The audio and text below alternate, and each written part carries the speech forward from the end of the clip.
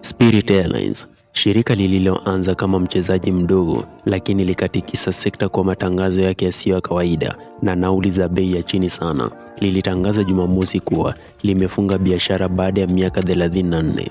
Shirika hilo la gharama nafuu ambalo hapo awali lilikuwa linaendesha mamia safari za kila siku kwa kutumia ndege zake za rangi ya njano na kuajiri takriban watu 17,000, lilisema limeanza mchakato wa kupunguza shughuli zake kwa utaratibu kuanzia mara moja. Lilisema kwenye tovuti yake kwamba safari zote za ndege zimefutwa na huduma kwa wateja haipatikani tena. Tuna fahari kwa athari ya mfumo wetu wa gharama nafuu sana katika sekta kwa kipindi cha miaka 34 iliyopita, na tulikuwa na matumaini ya kuendelea kuwahudumia wateja wetu kwa miaka mingi ijayo, taarifa hiyo ilisema. Kampuni hiyo iliwashauri wateja kuwa wanaweza kutarajia kurejeshewa pesa zao, lakini hakutakuwa na msaada wa kuweka nafasi ya safari kwenye mashirika mengine ya ndege. Utawala wa Donald Trump ulikuwa umefikiria kutoa msaada wa kifedha wa serikali, yani bailout, kwa biashara hiyo iliyokuwa na matatizo ya kifedha ili kuzuia isifilisike, lakini makubaliano hayakufikiwa.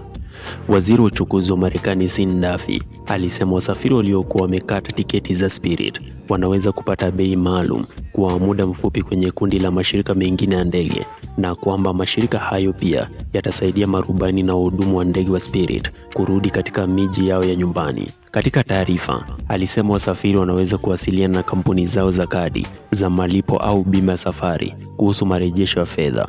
Donald Trump alikuwa amependekeza wazo la msaada huo wiki iliyopita baada ya shirika hilo kujikuta tena katika mchakato wa kufilisika kwa mara ya pili ndani ya kipindi cha chini ya miaka miwili, huku bei za mafuta ya ndege zikiongezeka kutokana na vita vya Marekani na Israel dhidi ya Iran.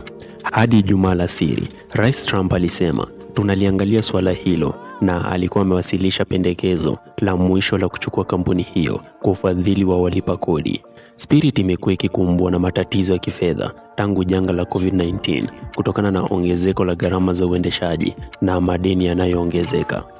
Ilipowasilisha ombi la ulinzi wa kufilisika mwezi Novemba mwaka 2024, Spirit ilikuwa imepoteza zaidi ya dola bilioni 2.5 tangu mwanzoni mwa mwaka 2020.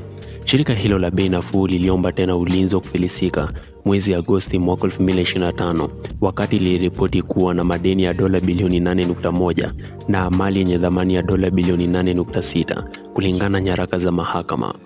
Ikulu ya Marekani iliituhumu utawala wa Joe Biden kwa hali dhaifu ya kifedha ya Spirit. Joe Biden alipinga muungano uliopendekezwa kati ya Spirit Airlines na JetBlue mwaka 2023. Siku ya Jumamosi, maafisa utawala wa Trump walitumia mitandao ya kijamii kukuza sauti za wakosoaji wakiafidhina waliomlaumu Biden kwa anguko la Spirit. Wafuasi wa juhudi za kuokoa kampuni hiyo, wakiwemo vyama vya wafanyakazi vinavyowakilisha marubani, wahudumu wa ndege na wafanyakazi wa ardhini wa Spirit, walisema kuwa kuanguka kwake kutasababisha maelfu ya Marekani kupoteza ajira na kuwaumiza watumiaji kwa kupunguza ushindani wa mashirika ya ndege na kuongeza nauli. Takriban ajira 17,000 zinaweza kuathiriwa kulingana na wakili wa Spirit, Marshall Hebner. Wasafiri wanaojali bajeti na wale wa mapumziko watahisi zaidi kukosekana kwa Spirit, hasa katika maeneo ambayo shirika hilo lina uwepo mkubwa kama Las Vegas na miji ya Fort Lauderdale na Orlando. Shiba takriban abiria wa ndani milioni 1.7 mwezi Februari, karibu nusu milioni pungufu kuliko mwezi huo huo mwaka uliotangulia, kulingana na kampuni ya uchambuzi wa anga ya Serum.